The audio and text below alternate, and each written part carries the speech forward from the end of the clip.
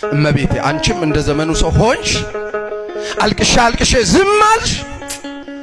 አማኑኤል ድሮ ትደርስ ነበር ዘንድሮ ዝም አልከኝ ብለው መልካ ሚካኤሉን ውዳሴ ማርያሙን ዳዊቱን ዘግተው ዝም ብለው እግዚአብሔር ላይ ያኮረፉ ሰዎች አሉ።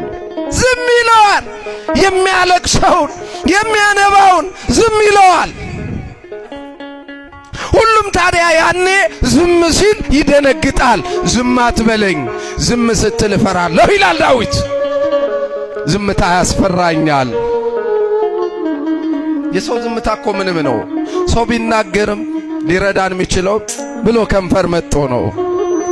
ቢናገር ታሪክ መቀየር፣ ቢናገር እስራት መፍታት፣ ቢናገር ሞትን መርታት፣ ቢናገር መቃብርን መዝጋት፣ ቢናገር ጨለማውን መክፈፍ፣ ቢናገር ችግርን ወደ ጥልቁ ጥሎ ልጆቹን ከፍ ማድረግ የሚችል አባት ብቻ ነው።